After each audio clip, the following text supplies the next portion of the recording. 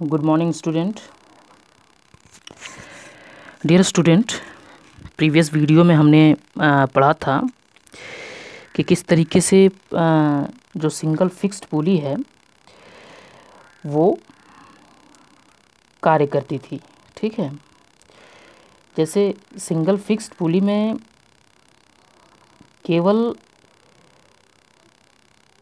हम केवल इफ़र्ट के डायरेक्शन को चेंज करते थे। जितना हम वेट लगाते थे, जितना हम इफ़र्ट लगाते थे, वो इफ़र्ट लोड के बराबर भी हो सकता था या फिर उस सिंगल फिक्स पुली में यदि उसके एक्सल और जस्ट पुली के बीच में यदि फ्रिक्शन होता है तो कभी कभी इफ़र्ट हम लोड से ज़्यादा लगाते थे। तो कहने का मतलब सिंगल फिक्स पुली से हमें बहुत ज़्यादा फ़ायदा नहीं होता है, केवल हम लोग डायरेक्शन को चेंज करते हैं, अपवर्ड से डाउनवर्ड डायरेक्शन में लेके आते हैं। ठीक है, and what about the just single movable pulley. Single movable पुली में हमने देखा था कि किस तरीके से वो फोर्स मल्टीप्लायर का काम करती है। ठीक है, यानी सिंगल मूवेबल पुली से हम कम इफ़र्ट में ज़्यादा लोड को उठा सकते हैं, लिफ्ट करा सकते हैं, या यूँ कह सकते हैं कि single movable pulley acts as force multiplier, means with lesser effort we are producing more output। Okay बेटा, यहाँ पे बात करने वाले हैं हम लोग कॉम्बिनेशन ऑफ पुलिस की। ठीक है, कॉम्बिनेशन ऑफ पुलिस की बात करने वाले हैं और इसके बारे में हम लोग देखेंगे किस तरीके से कई सारी जो सिंगल मूवेबल पुली है उसको हम लोग एक साथ टाई अप करेंगे और फिक्स्ड पुली की भी वहाँ पे हम लोग यूज़ ले लेंगे, only to change the direction of effort. Okay, so यहाँ पे हम लोग देख रहे हैं कि यहाँ पे 3 मूवेबल पुली है। मूवेबल पुली वो होती है जिसका एक एंड फ्री फिक्स होता है, दूसरा एंड फ्री होता है और उसके एक्सल पे यानी फ्रेम पे लोड को हम लोग लटका देते हैं। ठीक है, यहाँ पे दिख रहा है और इसी के माध्यम से हम लोग देखेंगे किस तरीके से हम लोग यदि अधिक से अधिक मूवेबल पुली का प्रयोग करें तो हमारा काम बहुत आसान हो जाता है।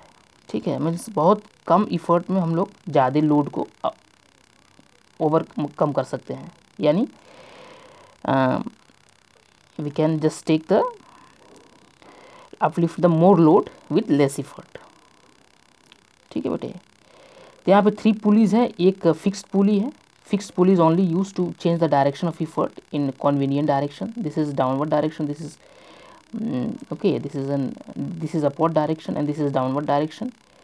so देखो बेटे, यहाँ पे एक चीज़ है, जो लास्ट सिंगल फिक्स्ड पुली है यहाँ पे इफ़र्ट हम लोग लगा रहे हैं। ठीक है, डाउनवर्ड डायरेक्शन में इफ़र्ट लगा रहे हैं। तो हम लोग जानते हैं कि जहाँ भी इफ़र्ट होता है, ये जो डोरी है, ये जो रस्सी है जिससे पुलिस को किया गया है, तो यहाँ पे हम लोग देख रहे हैं कि केवल यदि एक रस्सी हो, ठीक है, तो उसका टेंशन पूरे हर पॉइंट पे सेम रहता है, टेंशन यानी तनाव, है ना। लेकिन यहाँ पे देख रहे हैं कि अलग अलग रस्सी का प्रयोग किया गया है, यानी 3 पुली है तो 3 रस्सियाँ अलग अलग हैं। तो इस हिसाब से देखेंगे कि यहाँ पे जैसे ये रस्सी अलग है पुली ए के लिए तो इसका टेंशन T1 होगा। ये पुली जो है इसके लिए रस्सी अलग लटकाया गया है, सस्पेंड किया गया है। ठीक है, तो अलग अलग रस्सियों में टेंशन अलग अलग होगा। लेकिन यदि एक ही रस्सी का प्रयोग हम तीनों में कर दें तो सबका टेंशन हर जगह समान होगा, लेकिन यहाँ पे तो अलग अलग है। ठीक है, अच्छा, यहाँ पे देख रहे हैं कि जो इफ़र्ट है ये इफ़र्ट डाउनवर्ड डायरेक्शन में है और हम जानते हैं कि टेंशन जो कार्य करता है, जो डोरी में तनाव आती है, वो हमेशा फोर्स के यानी इफ़र्ट के हमेशा अवे जाती है। यानी नीचे इफ़र्ट लगाएंगे तो टेंशन जो होगा वो ऊपर होगा। लोड भी एक तरह का फोर्स ही है, तो फोर्स यदि नीचे लगता है तो टेंशन ऊपर जाता है। ठीक है, यहाँ पे एक चीज़ बहुत देखने वाली बात है। और देखो बेटे, यहाँ पे जैसे एक चीज़ हम देखेंगे तो यहाँ पे ई जो इफ़र्ट है वो इक्विलिब्रियम में लाने के लिए हमेशा ई क्या हो जाएगा, T3 के बराबर हो जाएगा, है ना। यानी इट इज़, अब आप जानते हैं कि इसमें एक ही डोरी है, यहाँ से यहाँ तक एक ही डोरी है, टेंशन हर जगह अलग होगा। या तो E बराबर T3 ये लिख लें, या तो E बराबर T3 ये लिख लें।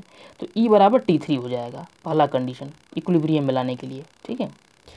अच्छा, अब यहाँ से जब लोड की बात करते हैं तो यहाँ पे जो है टेंशन, क्योंकि ये फर्स्ट पुली है, यहाँ यहीं पे लोड लटकाया गया है, तो यहाँ पे टेंशन सबसे ज़्यादा होगा क्योंकि यहीं पे लटकाया गया है ना, यहाँ पे धीरे धीरे कम होता जाएगा। तो यहाँ पे इस पुली में, पुली ए में जो टेंशन होगा वो देखो यहाँ पे अपवर्ड डायरेक्शन दोनों है, दोनों की डायरेक्शन अपवर्ड में, यानी इस लोड को ओवरकम करने के लिए एक जो फिक्स है वो भी, वहाँ भी टेंशन लग रहा है, एक T1 है, यानी इन दोनों को जब हम ऐड करेंगे T1 प्लस T1 करेंगे तो ये दोनों मिल करके इस लोड को ओवरकम करेगा, है ना, इस पुली के लिए, ए के लिए, ठीक है। अब चूँकि यहाँ पे हम लोग देख रहे हैं कि यहाँ पे लिख सकते हैं कि T1 plus T1 is equal to L, यानी 2T1 इक्वल टू L। तो T1 इक्वल टू क्या हो जाएगा, L/2, है ना, L/2, यानी आधे इफर्ट में हम लोग अपने यहाँ काम कर ले रहे हैं। यानी यदि इसको हम कर सकते हैं कि T1 इक्वल टू L/2। अब L/2 यहाँ पे आप देख सकते हैं, यहाँ पे आप देख सकते हैं, यहाँ पे इस तरीके से कि T1 इक्वल टू, यहाँ क्या है, T1 इक्वल टू L/2 है, यानी T1 plus T2 equal to 2T1 equal to L है, T1 इक्वल टू L/2 है, ठीक है।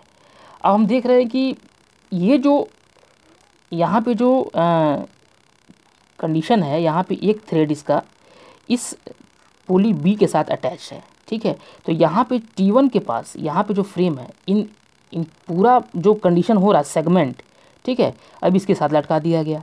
अब चूंकि इसके साथ लटका दिया गया तो क्या हो जाएगा, T2 plus T2 is equals to क्या हो जाएगा, बताइए, T2 plus T2 equal to क्या हो जाएगा, T1, क्योंकि अब ये लोड का काम कर रहा है, ये पूरा यहाँ से कंडीशन यहाँ पे लटका दिया गया है। तो यहाँ पे T2 plus T2 equal to T1 ये हो जाएगा ना, क्योंकि इसके साथ यहाँ पे जो इसके फ्रेम में T1 को बांधा गया है। तो यहाँ पे इस T1 को ओवरकम करने के लिए T1 plus T2 equal to T1 कर देंगे। तो जब T1 प्लस T2 कर देंगे तो ये हो जाएगा 2T2, है ना। तो यहाँ पे जब 2T2 हो जाएगा, 2T2 इक्वल टू T1, और T1 इक्वल टू क्या निकाले हैं हम लोग, L/2, यहाँ पे आगे निकाल चुके हैं L/2, ठीक है। तो इस कंडीशन से जब हम यहाँ पे T1 की वैल्यू रखेंगे L/2, और चूँकि यहाँ पे T1/2 है, यहाँ पे L/2 रखेंगे तो यह क्या हो जाएगा, 2 × 2 यानी 2 स्क्वायर हो गया है, ठीक है। सिमिलरली इस तरीके से हम लोग T3 पे वही काम करेंगे, T3 इक्वल टू T2/2 हो जाएगा, L/2 पावर 3।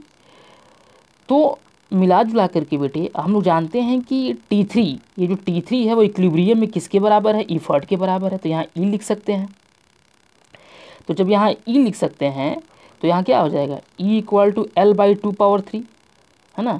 इसको जब हम लोग एडजस्ट करेंगे तो क्या हो जाएगा, यहाँ पे आप देख सकते हैं, जैसे मान लीजिए इस तरीके से हम लोग बात करें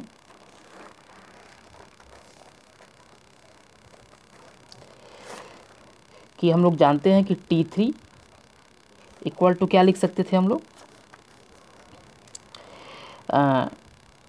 T2/2, ठीक है। अब T2 के जगह पे क्या लिख सकते हैं हम लोग, L/, ये 2 पहले से था, इंटू 2 स्क्वायर, ठीक है, यानी 2 × 2, सिमिलरली L/2 पावर 3। ये जो T3 है टेंशन इक्विलिब्रियम में हम लोगों ने इसे क्या लिखा था, इसे लिखा था effort E equal to L/2 power 3। अच्छा, जब इसको हम एडजस्ट करेंगे बेटे, तो अब यदि इसे लिखेंगे इफर्ट, इसको इधर लाएंगे क्रॉस में, तो E/L इक्वल टू क्या हो जाएगा, 1/2 पावर 3, ठीक है। या फिर जब हम इसको एडजस्ट करेंगे, हम लोग क्या जानते हैं मैकेनिकल एडवांटेज को, लोड बाई इफर्ट होता है, the ratio of load to the effort equal to mechanical advantage. तो जब इसको हम रिवर्स उल्टा करेंगे तो ये भी उलट जाएगा 2 पावर 3, यानी ये हो जाएगा mechanical advantage equal to 2 power 3, ठीक है बेटे। इस तरीके से, है ना, तो इस तरीके से मैकेनिकल एडवांटेज इक्वल टू 2/3। तो यहाँ पे हम देखें जरा सा, मैकेनिकल एडवांटेज इक्वल टू क्या होता है, लोड बाई इफर्ट यहाँ दिया हुआ है, अब इस तरीके से 2/3 यानी mechanical advantage is nothing but it is equal to 2 के पावर 3 और 3 is the number of movable pulleys, है ना। यहाँ पे एक चीज़ देखने वाली बात है, तो जनरल में हम लिख सकते हैं कि if there are n movable pulleys, यानी जनरल कंडीशन में कह सकते हैं कि यदि जितनी सारी पुलिस होंगी, जितनी सारी पुलिस का नंबर मूवेबल पुली जितनी ज़्यादा होंगी उतना ही ये क्या हो जाएगा, और वो पुली फिक्स्ड पुली के साथ अटैच रहेंगी, तो मैकेनिकल एडवांटेज हमेशा 2 के पावर n हो जाएगा। n is the number of single movable पुली। अच्छा, एक चीज़ बेटे हम लोग यहाँ पे और देखेंगे कि इसका वेलोसिटी रेशियो कैसे फाइंड करेंगे। वेलोसिटी रेशियो मतलब क्या होता है, displacement of effort bye displacement of load, it is a ratio of the displacement of effort bye displacement of effort load, है ना, यही होता है वेलोसिटी रेशियो, है ना। यानी फ्रिक्शन से जो है, फ्रिक्शन, एक चीज़ हम लोग याद रखेंगे कि फ्रिक्शन से वेलोसिटी रेशियो पर बहुत असर नहीं पड़ता है, लेकिन मैकेनिकल एडवांटेज पे कुछ असर पड़ता है, ठीक है ना। तो यही चीज़ देखेंगे कि यहाँ पे एक चीज़ समझना है कि यदि लोड को हम खिसकाते हैं ऊपर x सेंटीमीटर ऊपर ले जाएंगे, थोड़ा सा x सेंटीमीटर ले जाएंगे, तो यहाँ पे जो स्ट्रिंग कनेक्टेड है ना पुली बी के साथ, ठीक है, यहाँ पे यदि यहाँ पे इस पुली को ए पे लोड लटका हुआ है, यदि हम x मीटर ऊपर लेके जाते हैं तो बी पे जो स्ट्रिंग है जो लटका हुआ है, स्ट्रिंग जो सेगमेंट्स है वो कितना जाएगा ऊपर, 2x जाएगा, है ना, यानी इसका डबल जाएगा। यदि इफर्ट को हम x सेंटीमीटर ऊपर लेके जाते हैं तो लोड कितना जाएगा, 2x जाएगा, x/2 जाएगा, आधा हो जाएगा ये, ठीक है ना। यानी ये इफर्ट को x लेके जाएंगे तो लोड हो जाएगा x/2, और लोड को यदि हम x लेके जाएंगे तो इफर्ट हो जाएगा 2x, है ना। ये थोड़ा सा यहाँ पे ध्यान देने वाली बातें हैं बेटे। तो यही चीज़ हम देखेंगे कि चूँकि यहाँ पे कितनी पुलिस हैं, यहाँ पे जब हम C तक जाएंगे, ठीक है, C तक जाएंगे तो यहाँ पे देखिए आपकी बुक में भी लिखा हुआ है लेट DL यानी डिस्प्लेसमेंट ऑफ लोड, यदि x को x तक लेके जाएंगे तो जो स्ट्रिंग कनेक्टेड है एक्सल से पुली B के, है ना, वो कितना ऊपर जाएगा, 2x जाएगा। इस तरीके से जो स्ट्रिंग कनेक्टेड है एक्सल ऑफ पुली C से वो कितना जाएगा, 2 × 2x जाएगा, 2 पावर x जाएगा।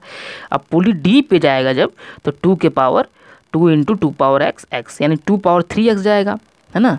यानी जब हम इफर्ट को लोड को जब x लेके जाते हैं ऊपर, तो यदि अंत तक पहुंचते हैं तो डिस्प्लेसमेंट कितना हो रहा है, 2 पावर 3x। हम लोग एक चीज़ ये चीज़ जानते ही हैं, हम लोग क्या जानते हैं, हम लोग ये जानते हैं कि वेलोसिटी रेशियो क्या होता है। वेलोसिटी रेशियो होता है distance move by effort to distance move by load, ये चीज़ हम लोग जानते ही हैं। तो डिस्टेंस मूव बाय इफर्ट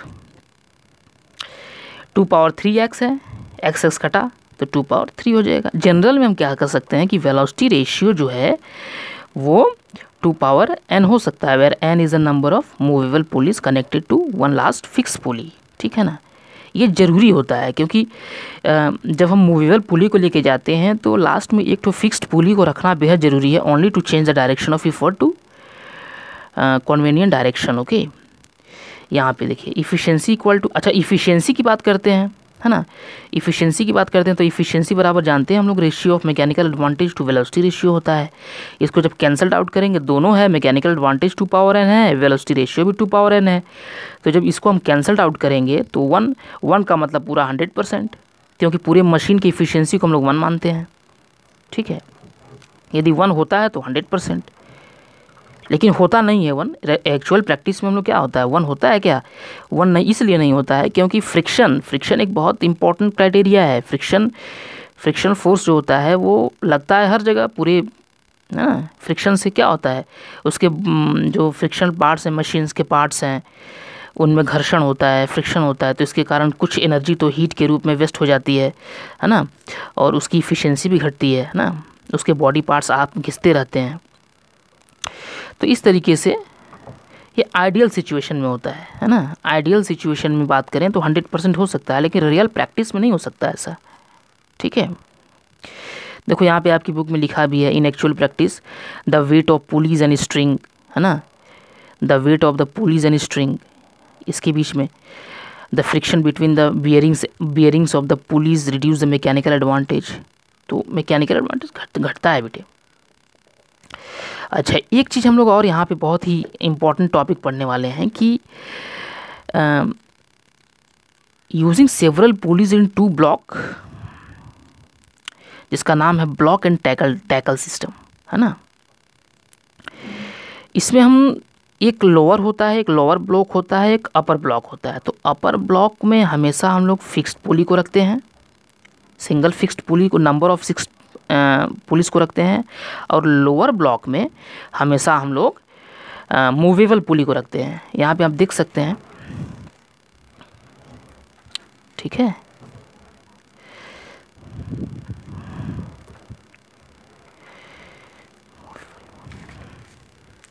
यहाँ बेटे आप देख सकते हैं, यहाँ पे एक चीज़,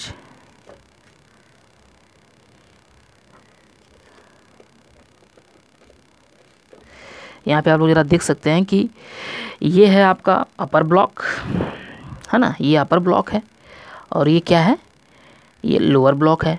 अब देखिए यहाँ पे लोअर ब्लॉक में जो पुलिस हैं, ठीक है, यहाँ पे लोड को लटका दिया गया, यानी इसके फ्रेम से लटकाया गया है। यानी क्या होता है, जब फ्रेम से लोड को लटका दिया जाए तो क्या होता है, वो मूवेबल पुली होता है, ठीक है।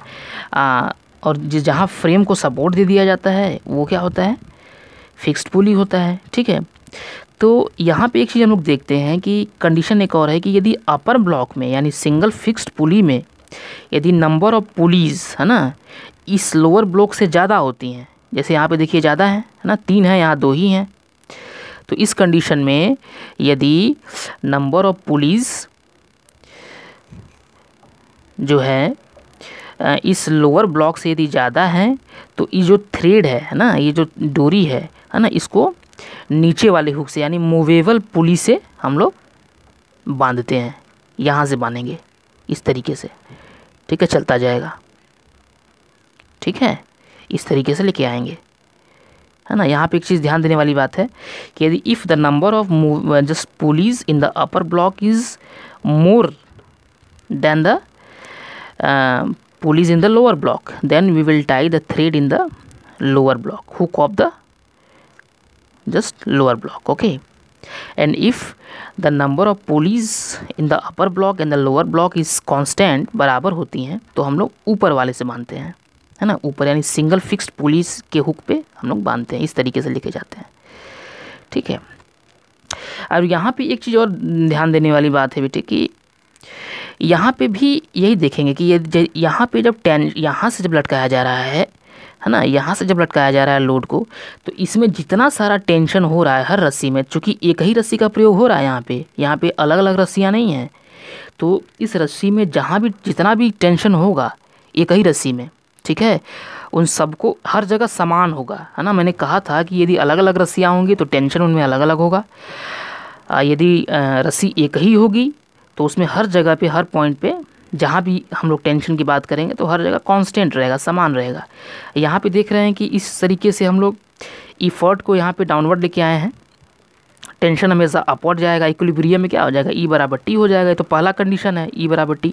लेकिन इस लोड को ओवरकम करने के लिए इन 5 पुलीज में, ठीक है, जितना ज़्यादा टेंशन हो रहा है इसको बस काउंट कर लेंगे, 1 2 3 4 5, यानी 5 पुली है तो 5T, है ना। यहाँ देख सकते हैं इससे जा रहा है, यहाँ पे टी, यहाँ पे टी, यहाँ पे टी, यहाँ पे टी, 2 हो गया। अब इस वाले से देखेंगे, यहाँ पे टी, यहाँ पे टी, 2 2 4, और इसके साथ इस हुक में भी जो जोड़ा हुआ है उसको भी गिन लेंगे, तो 2 2 4 1 5, है ना। तो इस तरीके से हम लोग काउंट करेंगे, ठीक है बेटे। तो टेंशन जो है एंटायर लेंथ पे सेम ही रहेगा, है ना। ये सब बातें हो चुकी हैं। तो इस लोड को ओवरकम करने के लिए कितने सारे टेंशन होंगे, सबको जोड़ देंगे, टी प्लस टी 5T, तो L इक्वल टू 5T। ये हम लोग इक्विलिब्रियम में जानते हैं कि E बराबर T हमेशा होता है, ठीक है। तो E जब यहाँ से हम लोग यहाँ पे आप देख रहे हैं कि L बराबर 5T है, और T के जगह पे यदि हम E रख देते हैं यहाँ पे, क्योंकि जानते हैं कि E बराबर T होता है, तो यहाँ पे जब 5E हो जाएगा तो E बराबर क्या हो जाएगा, L/5, L/5, ओके, L/5 होगा। अच्छा, मैकेनिकल एडवांटेज हम लोग क्या जानते हैं, load by effort, load by effort. तो लोड के जगह पे क्या रखेंगे, यहाँ पे 5T रखेंगे, और इफर्ट की जगह पे हम जानते ही हैं टी कट गया तो 5। इस तरीके से यहाँ पे भी जब हम सेकेंड वाले में देखेंगे बेटे, सेकेंड वाले में आप लोग देख सकते हैं,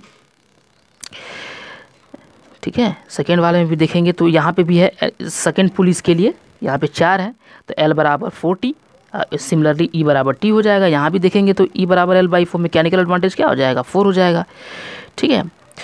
तो इन जनरल हम लोग क्या कर सकते हैं, इन जनरल हम लोग कर सकते हैं कि जो लोड है ना, यहाँ पे लिखा हुआ है देखो, the total number of pulleys used in both the blocks is n and the effort is applied in the downward direction, then the tension in the n segments of string supports the load, therefore L equal to NT, n is the number of movable pulley or a number of pulleys only, we can say that, तो L equal to NT, ठीक है, और E equal to T, तो E equal to L by N। और जब हम लोग यहाँ पे इफर्ट निकालेंगे तो क्या हो जाएगा, यहाँ पे इफर्ट निकालेंगे तो क्या हो जाएगा, ये चीज़ L by यानी load equal to number of pulleys, okay, ये है आपका इफर्ट, ठीक है बेटे, इफर्ट है। यहाँ पे देख बात कर लेते हैं जरा सा कि मैकेनिकल एडवांटेज क्या हो जाएगा, mechanical advantage load by effort होता है, तो लोड क्या है, NT है, इफर्ट T है, तो TT कट जाएगा तो N, यानी जो मैकेनिकल एडवांटेज होता है वो जितनी सारी पुलिस होती हैं बोथ द ब्लॉक्स में उसके बराबर हो जाता है, ओके। इस केस में कि जो मैकेनिकल एडवांटेज है वो टोटल नंबर ऑफ पुलिस के बराबर हो जाता है, चाहे वो अपर ब्लॉक में है लोअर ब्लॉक में, सबको हम लोग काउंट को जोड़ लेते हैं, ठीक है ना। और वेलोसिटी रेशियो भी यदि बात करते हैं तो वेलोसिटी रेशियो में भी ज़्यादा अंतर नहीं होता।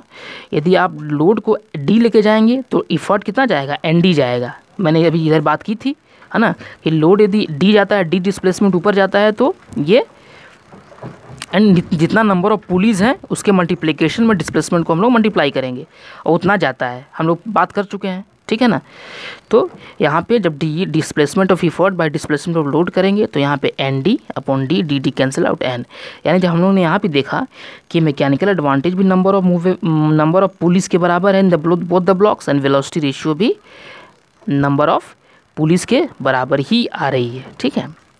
इसी के दौरान यदि हम इफ़िशेंसी निकालते हैं तो इफ़िशेंसी बराबर क्या हो जाएगा, mechanical advantage upon velocity ratio, तो N/1 इक्वल टू 1 और 100%, यानी 1 जो है 100% है, ये आइडियल मशीन के लिए है, लेकिन एक्चुअल प्रैक्टिस में ये संभव नहीं है, क्योंकि there is a condition over just friction between the pulleys and the bearings of the pulleys, okay, यहाँ पे है, ठीक कंडीशन। एक चीज़ और है बेटे, यहाँ पे थोड़ा सा देखने वाली बात है कि क्या इफ़ेक्ट पड़ेगा, है ना, इफ़ेक्ट क्या पड़ेगा जब effect of weight of police on mechanical advantage velocity ratio and efficiency, है ना, जो वेट होता है ना पुली का, उसका भी कुछ इफेक्ट होता होगा ना, effect of weight of police on mechanical advantage velocity ratio and efficiency, यानी जो पुली का वेट है उसको हम लोग नेगलेक्ट कर देते हैं, पहले ही नेगलेक्ट कर देते हैं आइडियली के लिए, आइडियल मशीन के लिए, लेकिन रियल प्रैक्टिस के लिए इसका इफेक्ट, पुली का इफेक्ट तो होता ही है ना, रियल सेंस में तो पुली का जो वेट है वो इस पर प्रभाव डालता होगा ना। तो यदि हम कंसिडर करते हैं N पुली है और W मान लेते हैं lower block along with the pulley in it, the total weight of the lower block, यानी जो नीचे जो वेट है पुली का हम लोग नीचे ही लेते हैं, ठीक है।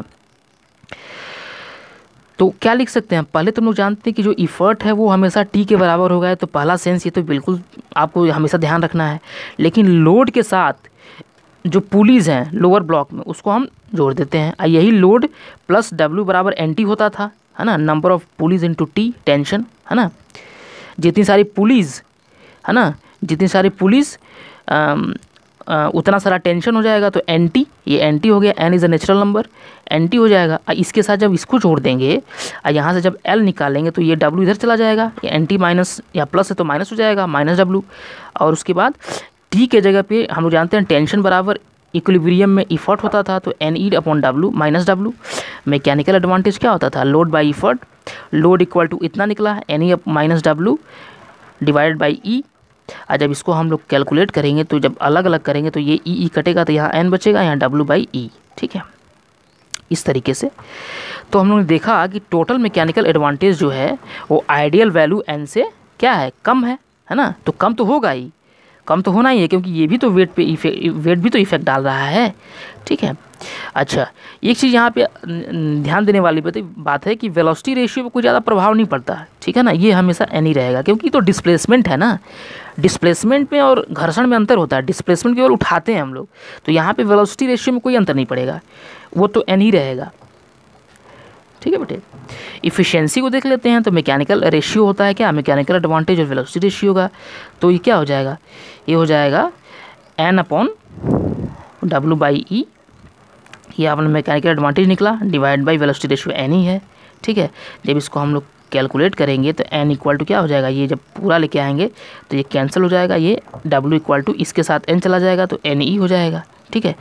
तो हम लोग कोशिश हम लोग की ये होनी चाहिए कि efficiency is reduced due to weight of the lower block of pulleys, यानी इफ़िशियंसी क्या हो रही है, रिड्यूस हो रही है, किसकी वजह से, जो लोअर ब्लॉक है ना, ऑफ द पुलिस की वजह से हो रही है, अपर ब्लॉक्स नहीं, लोअर ब्लॉक यहाँ पे लिया हुआ है।